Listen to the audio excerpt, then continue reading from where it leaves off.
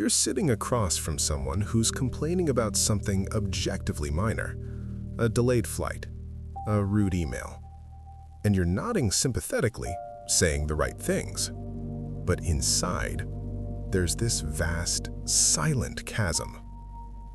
You're thinking about the years you spent in survival mode, the losses that redefined you, the kind of pain that doesn't fit into small talk.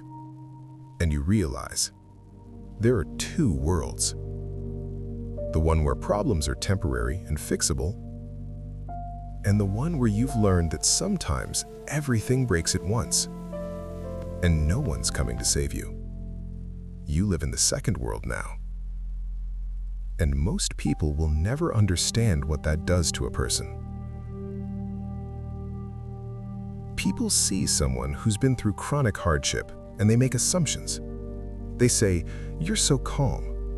You're so wise beyond your years." They call you strong, resilient, unshakable. But it's not calmness.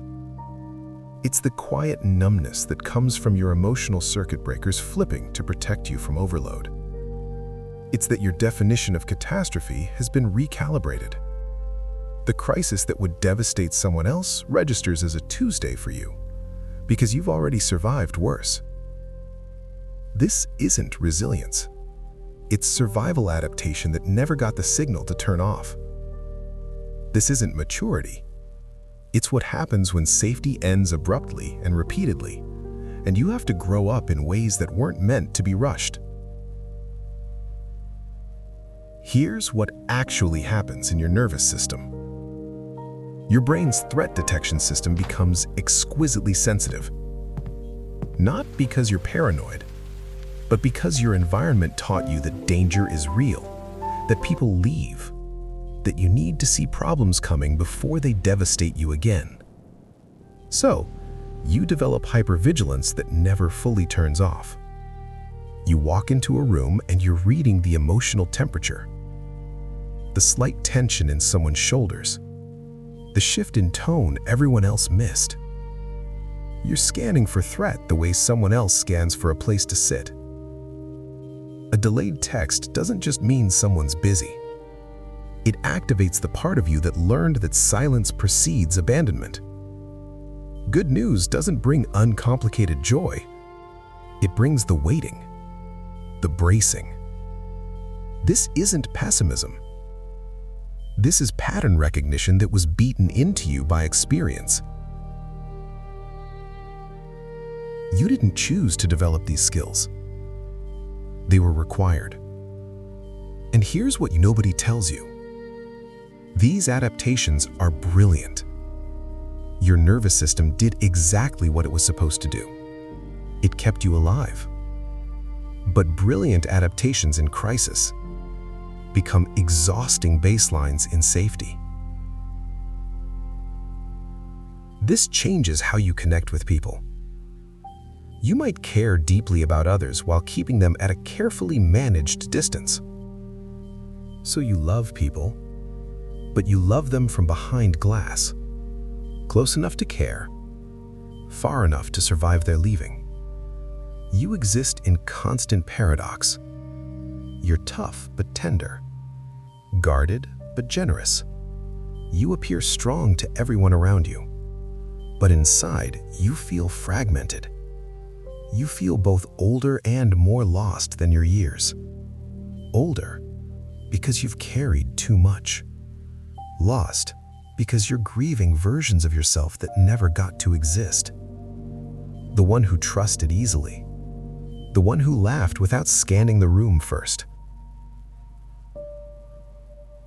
People tell you you're so strong, and you want to scream, "I'm not strong, I'm just still here." And being still here required things from me that I never should have had to give. There's a grief that people who have gone through too much carry, that nobody really acknowledges. It's the grief of losing yourself, of losing the version of you that existed before everything got so heavy. You're homesick for a version of yourself you can barely remember. That person doesn't exist anymore. And that's a death worth grieving. As it turns out, everything you became wasn't accidental. It was adaptive. You didn't just survive what happened to you. You interpreted it. Your empathy isn't theoretical. It's born from experience. You know how to sit with someone else's darkness without flinching, because you've learned to sit with your own. You're not a lighthouse because life was gentle with you. You're a lighthouse because you know darkness, and you remember what it was like to search for any light at all. This doesn't mean everything happened for a reason. It doesn't mean you're stronger now in some inspirational poster kind of way. It means you adapted. It means your reactions make sense.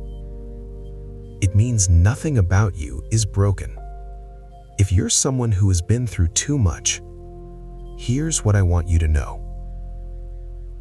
The way you move through the world now, the caution, the walls, the difficulty trusting that good things can stay, it all makes sense. It's not dysfunction. It's not damage. You're not too much. You're not too broken. Your caution is wisdom, not weakness. The grief you carry for who you used to be, that grief is real, and it deserves space. You're allowed to miss the version of yourself that didn't have to become this. You're not waiting to get back to who you were. You're learning to be who you've become.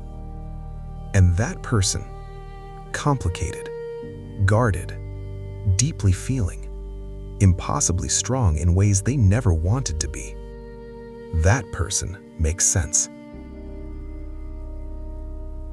Everything you became was built from what you survived, and nothing about that is shameful.